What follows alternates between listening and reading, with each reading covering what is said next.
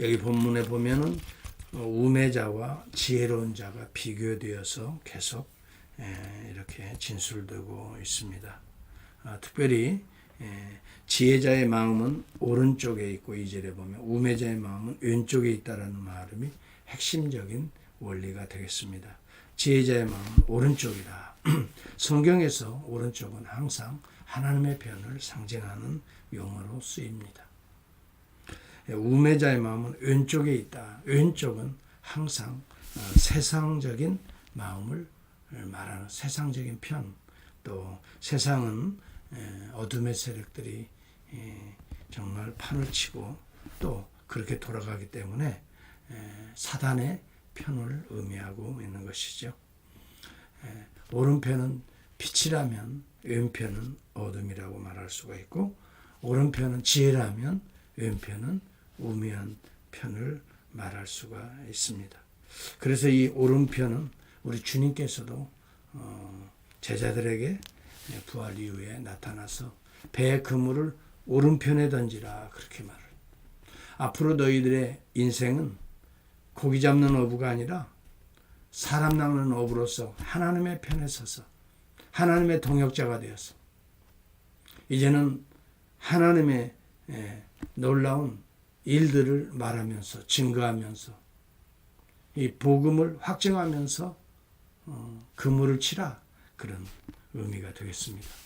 여러분, 오늘 저와 여러분들도 오늘 오른편에 지혜로운 자로서 살아갈 수 있기를 바랍니다. 오른편은 하나님의 편이요, 우리 주님의 편이요, 성령이 인도하시는 대로 순종하는 편이요, 또 말씀을 붙들고 사는, 또 기도하는 경건한 편입니다. 여러분, 사람들도요, 경건한 자들과 사귀면 내가 경건해질 수가 있어요. 점점 오른쪽으로 갈 수가 있어요. 하나님의 편에 가까이 갈 수 있어요. 은혜를 더 얻을 수가 있어요. 그러나 여러분, 경건치 못한 세상적인 모든 생각이나 판단도 인간적으로 하고 또 세상적으로 하고, 이런 사람들과 자꾸 말을 섞고 동조하다 보면 자신도 모르게 물이 드는 거예요. 그런 생각에 빠지게 돼요. 그래서 그 친구를 보면 그 사람을 알리라 그렇게 말을 해요. 여러분, 오늘 우리가 누구와 함께하고 누구와 교제하고 누구와 함께 계속 대화하고 또 함께 교제해야 될까요? 오른편입니다. 오른편에 선 사람입니다. 항상 인간적인 생각이 아니라 하나님의 생각을 먼저 붙드는 삶입니다. 이러한 삶은 악취가 아니라 향기가 난다 그랬어요. 1절을 한번 이제 되돌려서 2절을 중심으로 해석을 해보시기를 바랍니다. 죽은 파리들이 향기름을 악취가 나게 만드는 것 같이. 여러분, 향기름은 상당히 향이 있고 좋아요. 그런데 죽은 파리들이 향기름에 떨어져 봐요. 죽은 파리들, 죽어 있다는 것은 썩어 있다는 거죠. 세상을 말하는 거예요. 자꾸 세상적인 사람, 썩은 생각을 하고, 이런 사람들이 향기름과 같은 내 인생에 접촉해서 들어와 봐요. 어떻게 될까요? 궁극적으로는 악취가 나는 것입니다. 여러분, 우리가 하나님의 은혜로 정말 값없이 성령의 충만함을 입는 자들이 되어야 됩니다. 하나님의 은혜로 믿음을 가지고 이제 주님을 자꾸 의지하고 주의 이름을 부르고 주님을 닮아 살려고 온유와 겸손한 마음으로, 내가 거칠었던 내 정말 성격이나 성품이 예수님 만나고 예수님과 같이 온유하고 겸손한 마음으로, 심령으로 자꾸 주님을 만나서 주님을 닮으려고 해야 되죠. 주님과 말을 섞어야 돼요. 몸을 섞었듯이 여러분 주님과 연합이 돼야 돼요. 여러분, 그러게 될 때 성령의, 주의 영이신 성령의 인도하심이 내 심령에 흐르게 되는 거죠. 그것이 바로 교회라는 겁니다. 교회에서는 여러분, 세상적인 사람들과 악취를 섞어가는 것이 아니에요. 자꾸 우리가 세상에 속했던 우리들이 주님 앞에 나와 주님과 더불어 주의 종들과 더불어 주의 성도들과 더불어 어떻게 돼요? 자꾸 그리스도의 향을 취해가는 거예요. 그래야 우리의 가정이, 우리의 일터가 그리스도의 향이 나타나게 되는 것이죠. 그리스도의 향은 첫째 사랑입니다. 십자가입니다. 그리스도의 향은 십자가에서 우리에게 용서의 향을 피웁니다. 여러분, 증오하고 미워하는 것처럼 악취를 풍기는 게 없어요. 그러나 여러분, 할 수 있는 대로 긍휼한 마음으로 불쌍히 여기고 용서해주고 닦아주는 이러한 십자가의 보혈이야말로 향기입니다. 여러분, 어느 누구와 함께하기를 원합니까? 그래도 내 허물을 말하는데도 불구하고 그것을 닦아주고 정말 씻어주고 예수님의 사랑으로 덮어주고 또 여러분, 이럴 때 향기가 나지 않습니까? 또 향기름과 같이 또 우리의 마음을 치유할 수가 있지 않습니까? 저와 여러분들은 예수 그리스도 안에 그리스도의 향기가 되어야 된다. 또 십자가는 이 사랑의 향입니다. 나를 위해서 자기를 희생하는 것이죠. 이것처럼 귀한 사랑이 어디 있어요? 여러분, 친구가 나를 위해서 정말 생명을 버리는 것처럼 귀한 것이 없다라고 성경은 말씀합니다. 이웃을 위해서 정말 내가 사랑을 베풀어 주는 것처럼 그리스도의 향이 없습니다. 가장 중요한 그리스도의 향은 또 뭘까요? 죽음에서 생명으로 건져내는 것입니다. 예수 그리스도의 복음을 전해서 지옥 가는 영혼들, 세상에 빠져서 악취나는 영혼들을 거기서 건져내서 주님의 품으로, 하나님 나라의 품으로 인도해내는 것, 이것이야말로 생명의 향기인 것입니다. 여러분, 그러므로 오늘 저와 여러분들이 지혜자의 마음, 하나님의 편에 서서 오늘도 생각하고 판단하고 말하고 행동해야 됩니다. 하나님의 편이라는 것은 오늘 성도들이 같이 교회 안에서 교회의 편이 되어야 되는 것입니다. 여러분, 어떤 사람들은 세상에 나가서도 자꾸 교회를 그냥 비난하고 비판하고 뭐 그런 사람들이 있어요. 주의 종들이나 성도들을 자꾸 뒤에서 악담하는 자들이 있어요. 여러분, 이것은 마치 향기름에 죽은 팔이나 죽은 것들이 섞여지는 것을 의미하는 것입니다. 여러분, 궁극적으로는 악취를 나타내게 되는 것이죠. 한번 성경을 찾아봅니다. 고린도 후서를 찾아보겠습니다. 고린도 후서 2장입니다. 저와 여러분, 오늘 그리스도의 향기를 바라는 자들이 되어야 되지 죽은 파리와 같이 악취를 풍기는 자들이 되어서는 안 될 것입니다. 한번 14절부터 보겠습니다. 고린도 후서 2장 14절, 오늘 우리에게 주시는 기도의 제목이고 정말 나도 이러한 삶을 살아야 되겠다. 함께 합니다. 14절에서 16절까지 같이 합니다. 항상 우리를 그리스도 안에서 이기게 하시고 우리로 말미암아 각처에서 그리스도를 아는 냄새를 나타내시는 하나님께 감사하노라. 우리는 구원받은 자들에게나 망하는 자들에게나 하나님 앞에서 뭐라고 그랬어요? 그리스도의 향기니. 누가요? 우리가 그랬어요.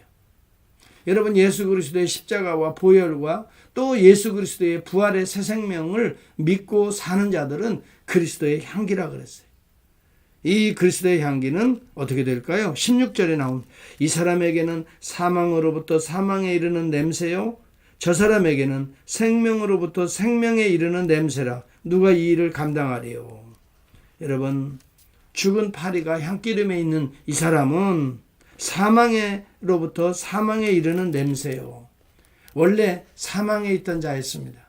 그런데 죽은 파리가 향기름에 빠지니까 살아있는 사람도 어떻게 돼요? 죽음으로 썩는 그곳으로 이끌어가는 거라 이 말이에요. 그런데 그리스도의 향이 있는 사람, 그리스도를 마음에 믿고 의지하는 사람은 이제는 죽은 파리가 아닙니다. 이제는 죽음에서 생명으로 건진받은 자가 그 다음에 다른 죽어가는 자들을 생명으로 이끄는 자라 이 말입니다. 이것처럼 어려운 말입니까? 얼마나 쉬운 말입니까?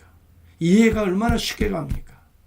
여러분, 오늘 그러기 때문에 오늘 저와 여러분들은 오늘 하나님의 편에 서서 생명에서 생명으로 인도하는, 그러려면 그리스도의 향을 품는 자가 되어야 될 것입니다. 여러분, 악취를 풍기는 자들은 어떤 자입니까? 함정을 파는 자들입니다. 그러한 자들은 은밀히 말하는 자입니다. 악담하는 자입니다.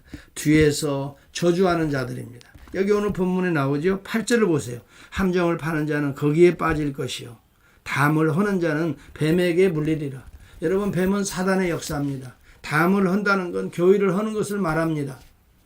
오늘도 하나님의 나라를 은근히 허는 자들이 있어요. 여러분, 성도들끼리 서로 허물이 있을 때는요, 그걸 덮어주는 자는 담을 세우는 자예요. 그것을 거듭 말하는 자는 형제를 이간하는 자니라. 이것은 담을 허는 거예요. 뱀에게 물릴 것이다. 사단의 어떻게 돼요? 독소를 자신도 이미 사단의 역할을 하는 것이고, 그거를 말해주는 그 상대방에게도 독침을 쏘는 것이나 마찬가지예요. 죽게 만드는 것이에요. 그리고 돌들을 떠내는 자는 그로 말미암아 상할 것이요, 나무를 쪼개는 자는 그로 말미암아 위험을 당하리라. 여러분, 은밀하게 가정에 이렇게 참 허는 자들이 있어요. 음란하게 허는 자들도 있고요. 그래서 가정들이 파괴가 되고요.